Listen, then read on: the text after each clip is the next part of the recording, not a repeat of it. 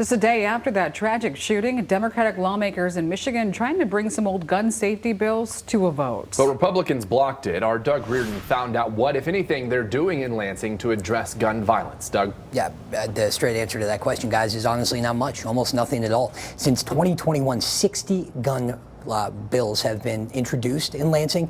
5 of them have gotten past that introductory stage. 1 of them has actually passed on a vote. So we heard from Republicans, we heard from Democrats on the floor during this meeting today. Republicans said it's not the right time.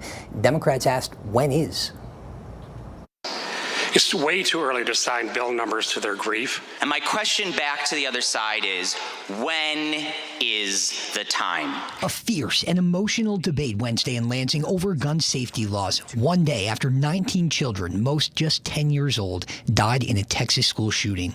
But the Michigan legislation, which would penalize Michiganders who don't lock and store their guns safely. I object to the motion to discharge bills 553 and couldn't even hear the other one.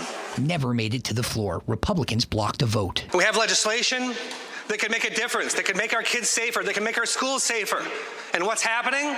What's happening is that once again, Republicans are trying to bury any action. They're trying to bury any action to try to make our schools safer and make our kids safer. The bills, which were first crafted back in 2021, were reintroduced after the Oxford school shooting in Oakland County that left 4 young students dead. The alleged shooter got the gun from his parents' sock drawer. Republicans had no appetite for conversation on Wednesday. These families are grieving. They don't give a flying frog what we do here in the Senate.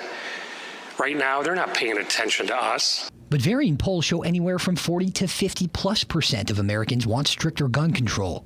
In the wake of the Oxford shooting, the legislature formed a school safety task force made up of 8 Republicans and 4 Democrats. No legislation is yet to come out of the task force, but co-chair Representative Luke Meerman, a Republican from the 88th District, said 17 bills are waiting to be released. None are gun control measures. The bills mainly focus on mental health resources and risk assessments conducted at every school in Michigan, asking some crucial questions. How's the interaction with law enforcement?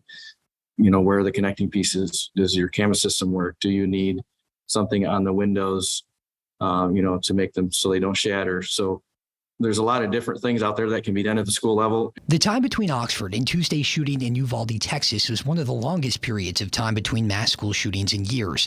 With the legislation just sitting there, visibly frustrated Democratic senators asked, when is the time to take it up? This is urgent now because, again, we did nothing after the Oxford shootings. We did nothing after the Buffalo shootings. And now we don't want to do anything today. Republicans are still trying to bury any action on gun safety.